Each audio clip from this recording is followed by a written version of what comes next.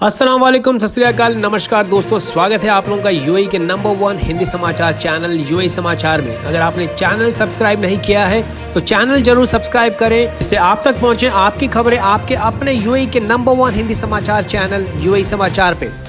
तो ये है आज के मुख्य समाचार। कोरोना महामारी के खिलाफ लड़ाई पे अपनी कड़ी कार्रवाई को तेज रखते हुए दुबई इकोनॉमिक डिपार्टमेंट ने आज फिर अलग अलग शॉपिंग मॉल्स और अलग अलग हिस्सों में अपनी इंस्पेक्शन को जारी रखा और इसी के चलते ब्लू वाटर आइलैंड, जो कि जुमेरा बीच रेसिडेंस के पीछे बनाया गया है, वहां पे एक रेस्टोरेंट को बंद करने का हुक्म दिया गया है क्योंकि सेफ डिस्टेंसिंग के रूल्स को फॉलो नहीं किया जा रहा था। ये शुक्रवार से दुबई में बंद किया जाने वाला दूसरा रेस्टोरेंट है। पहला बंद किया गया था सतवा में। इसके अलावा शॉपिंग मॉल में भी एक स्टोर पे मुखालफा लगाया जब वहां पे एम्प्लॉय बिना मास्क के स्टोर के अंदर पाए गए। इसके अलावा 4 अन्य आउटलेट को भी वार्न किया गया फिजिकल डिस्टेंसिंग के स्टिकर जमीन पे न लगाने के लिए। इसके अलावा दुबई टूरिज्म की रेगुलेटरी बॉडी DTCM ने भी 4 अन्य स्थानों को बंद करने का हुक्म दिया है। वहीं दूसरी ओर 14 एस्टेब्लिशमेंट्स के लाइसेंस सस्पेंड किए गए हैं और दूसरी ओर 19 से भी ज्यादा अलग अलग कंपनीज को फाइनल वार्निंग्स भी दी गई है, क्योंकि सेफ डिस्टेंसिंग और कोरोना महामारी के खिलाफ अलग अलग एहतियाती कदम का उल्लंघन करते हुए पाए गए इंस्पेक्शंस के दौरान होटल और टूरिस्ट अट्रैक्शंस में शारजाह ने ऐलान किया है कि वो अपने इंटरसिटी बस सर्विसेज 50% कैपेसिटी के साथ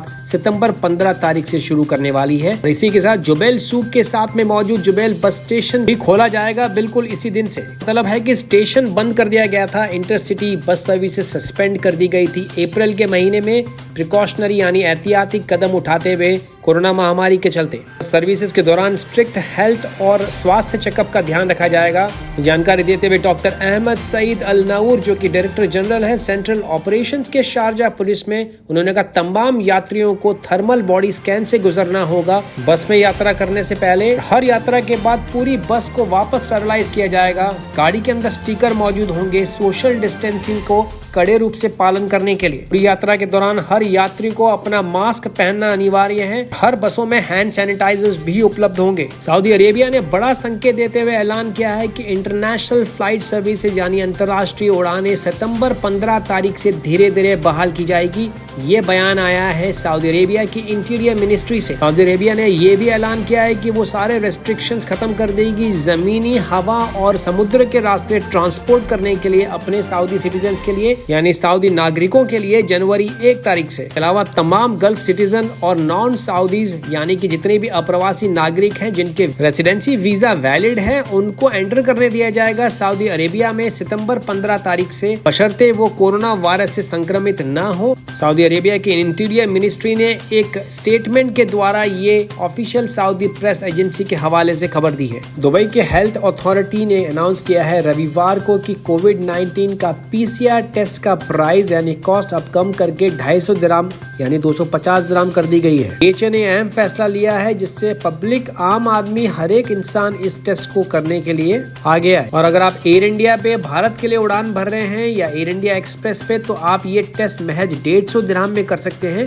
NMC हॉस्पिटल के अल नहदा ब्रांच में। और ये टेस्ट आप अगर घर बैठे बैठे करवाना चाहते हैं तो महज 190 दिरहम में आपका टेस्ट हो जाएगा। दुबई स्थित इंडियन कॉन्सुलेट ने तमाम लोगों से अपील की है और ये गुहार लगाई है कि अगर आपके आसपास या निकट संबंधी किसी की मृत्यु हो जाती है तो उसको तुरंत रिपोर्ट करें इंडियन कॉन्सुलेट के ऑफिस में, जिससे कि पूरी की पूरी फॉर्मेलिटीज त्वरित कार्रवाई की जा सके, जिससे मृतक के पार्थिव शरीर को लेने के लिए अथॉरिटीज से ज्यादा समय नहीं लगे। कॉन्सुलेट ने ये भी कहा कि ऐसे कुछ एक इंसिडेंट्स भी हुए, ऐसी घटनाएं भी हुई हैं जो पार्थिव शरीर लेने में देरी के कारण कुछ मृतकों के अंतिम संस्कार यूएई में ही कर दिए गए थे और इसके बारे में रिश्तेदारों और परिवार के सदस्यों को बाद में पता लगा। इंडियन कॉन्सुलेट ने अपील की है उन सारे एम्प्लॉयर्स और स्पॉन्सर्स को कि अगर इस तरह की कोई भी घटना होती है तो इसको इमीडिएटली रिपोर्ट करें। 05073476676 पे सूचित करें।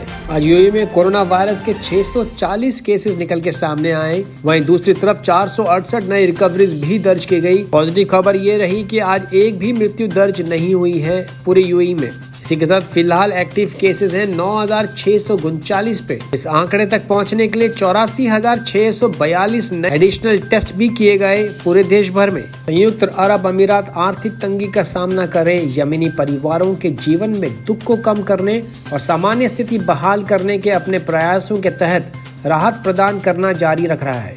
इस अभियान के तहत अमीरात रेड क्रिसेंट यानी ERC ने अल हुदैदा में 5 साल पहले पलायन यानी माइग्रेट करके गए 1400 परिवारों को 16 टन खाद्य सहायता प्रदान की है। लाभार्थियों ने बुनियादी जरूरतों के प्रावधान के लिए जा रहे प्रयासों पर संयुक्त अरब अमीरात और ERC को धन्यवाद ज्ञापित किया है और प्रशंसा व्यक्त की है। अबू धाबी ने आज खलीफा पोर्ट के विस्तार की घोषणा की है, जो अबू धाबी और दुबई के बिल्कुल बीच में हाईवे के पास मौजूद है। दिसंबर 2019 में घोषित खलीफा पोर्ट विस्तार का उद्देश्य नए व्यवसायों को आकर्षित करना और ग्राहकों की अपेक्षाओं के अनुरूप क्षमता में वृद्धि करना है।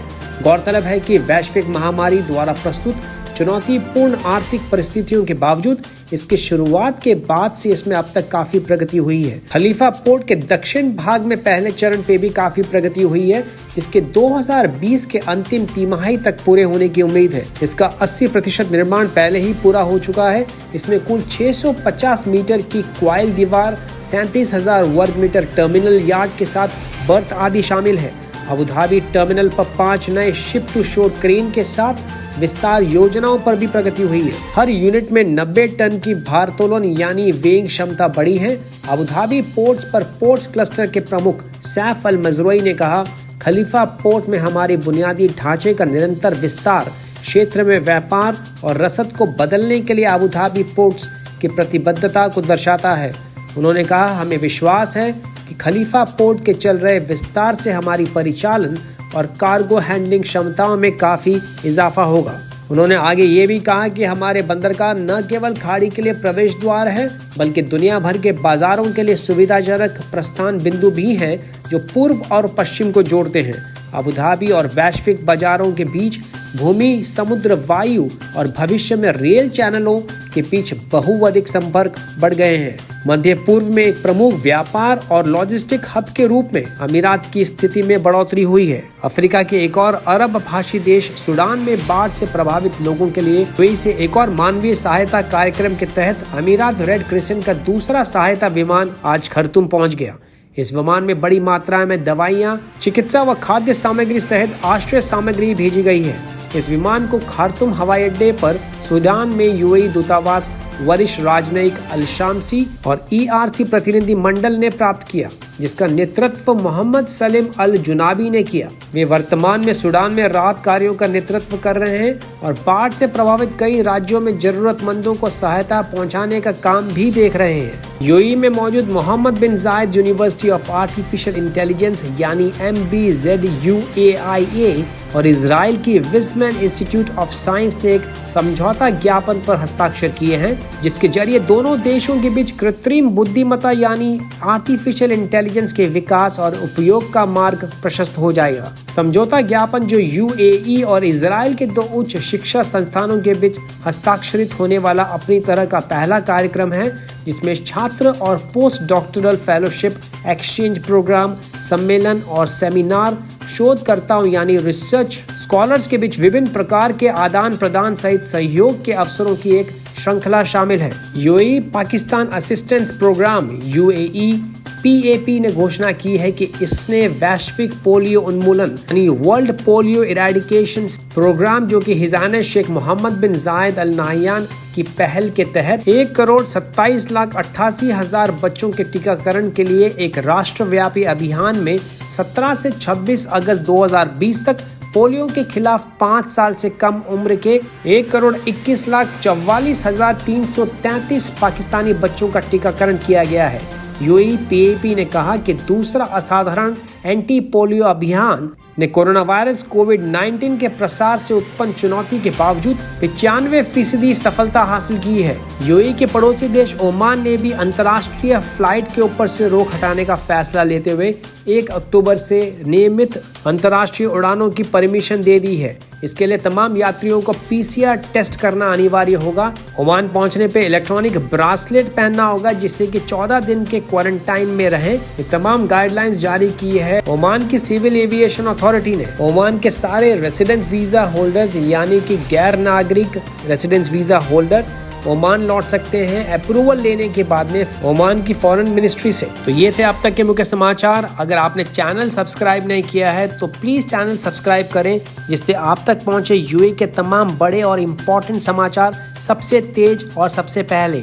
अगर आप यूएई में अपना नया बिजनेस सेटअप करना चाहते हैं, अपनी नई कंपनी सेटअप करना चाहते हैं, तो हम आपको प्रोवाइड करते हैं सारा A to Z पूरा सॉल्यूशन, और सबसे रिलायबल यानी सबसे विश्वस्त स्पॉन्सर के साथ, वो भी सबसे इकोनॉमिकल रेट्स पे। चाहे आप बिजनेसमैन हैं, व्यवसायी हैं, टूरिस्ट हैं, या फिर आप एक सुनहरे भविष्य की तलाश में यूएई में जॉब में आना चाहते हैं, या फिर आपको 90 दिन की या 1 महीने की टूरिस्ट या व्यवसाय बिजनेस की वीजा चाहिए, या फिर फ्लाइट टिकट्स, शेयरिंग एकोमोडेशन और होटल एकोमोडेशन के लिए आपका वन स्टॉप सॉल्यूशन है नीचे डिस्क्रिप्शन बॉक्स में दिया गया व्हाट्सएप का हेल्पलाइन नंबर। के अलावा सारी जानकारी के लिए आप अपने कमेंट्स भी डाल सकते हैं नीचे दिए गए कमेंट बॉक्स में। हमारी पूरी कोशिश रहती है कि आपके सारे सवालों के जवाब आप तक पहुंचाए जाए। तो आज तक के लिए इतना ही दोस्तों। मैं विजय चौधरी लेता हूं आपसे इजाजत। मैं मिलूंगा कल नए ताजा समाचारों के साथ।